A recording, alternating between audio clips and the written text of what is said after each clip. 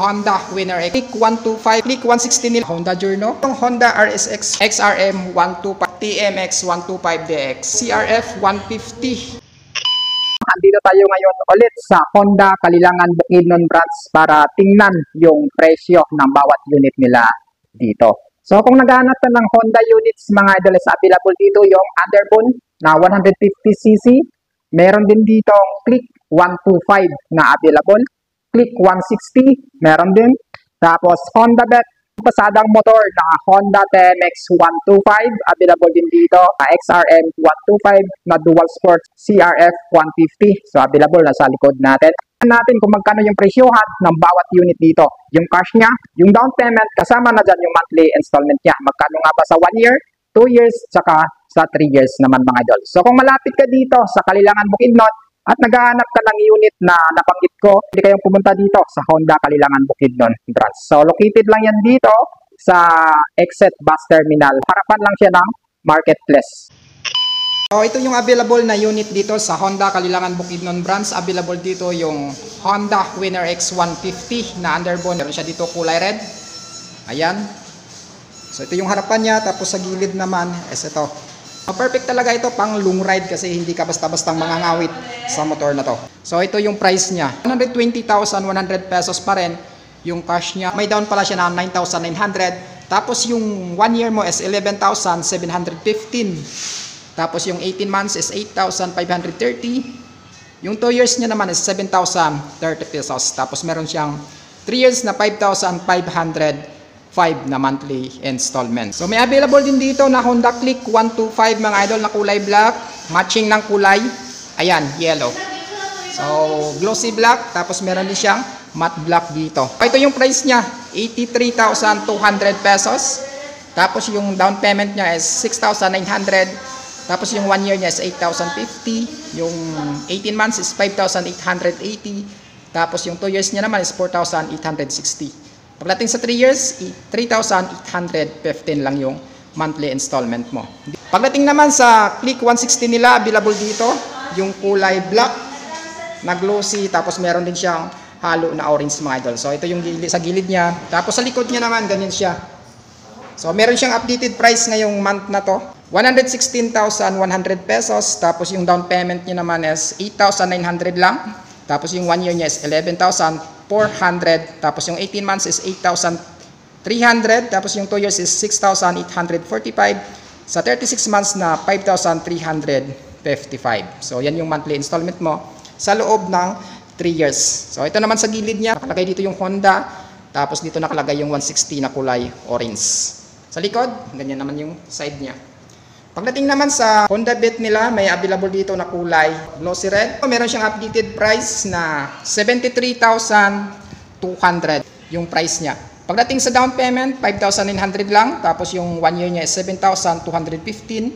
18 months na 5,275. Tapos yung 2 years is 4,365. Pagdating naman sa 3 years niya is 3,430. So ito naman yung locks ni Honda Beat 110. So, meron din ditong bagong motor mga idol. Ito yung Honda Journey. Headlight niya, ito, may division siya na dalawa.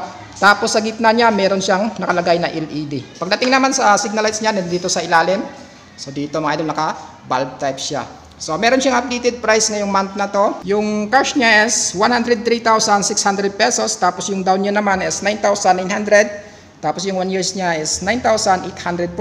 18 months is 7,170. Yung 2 years is 5,920. Pagdating naman sa 36 months is 4,640. So ito naman yung locks niya sa gilid.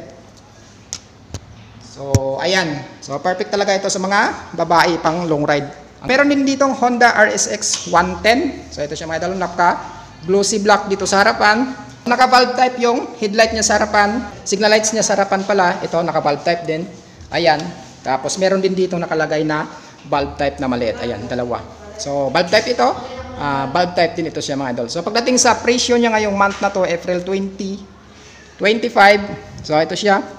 Meron siyang cash na 67,600 pesos. Tapos, yung down payment niya naman is 7,900. 1 year is 6,440. Tapos, sa 18 months is 4,710. Yung 24 months is 3,900. Tapos, sa 3 years is 3,000 pesos.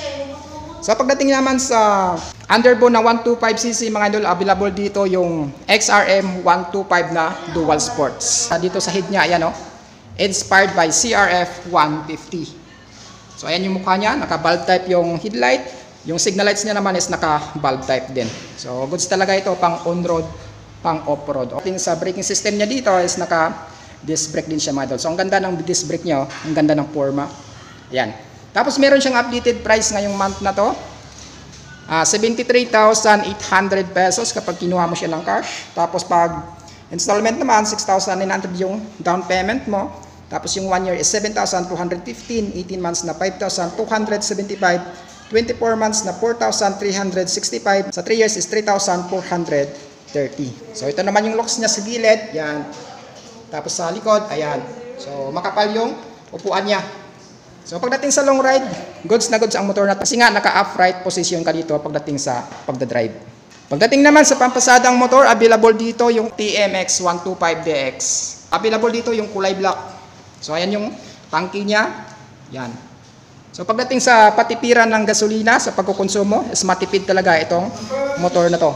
So kayang umabot ng 62 km per liter pagdating sa gas consumption. So ito naman yung price update niya ngayong month na to, April 2025. So 56,400 pesos kapag kinuha mo siya ng cash. Tapos sa down payment niya naman 6,900. Pagdating sa 1 year, 5,440. Tapos sa 18 months is 3,990. Sa 2 years is 3,310. Tapos yung 3 years niya is 2,615. So available dito yung kulay black mga idol. Ayan. So pagdating sa trail bike, available dito yung CRF 150. Mga idol, napakaastig ng motor na to. Tingnan natin, ayan o, yung telescopic fork suspension sa harapan is naka-inverted na talaga. Tapos pagdating dito sa fender niya, ayan, ang layo talaga ng agwat para talaga ito sa lubak-lubak na daan or mapuputik. Tapos very spiky na rin yung gulong niya dito sa harapan kahit na dun sa likuran. Pagdating sa braking system sa harap, is naka-disc brake na rin.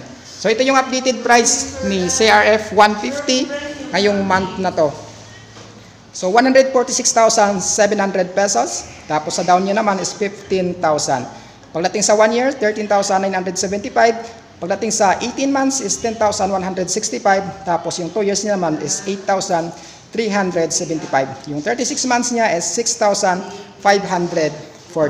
Yan yung bagong update natin dito, Honda units Kalilangan Bukidnon branch. Nabanggit na rin natin yung price nila. Hanggang dito lang tayo, huwag kalimutang mag-subscribe dito sa YouTube channel ko kung dito ka nanonood. At mag-follow ka na rin dito sa pinakabagong updates natin.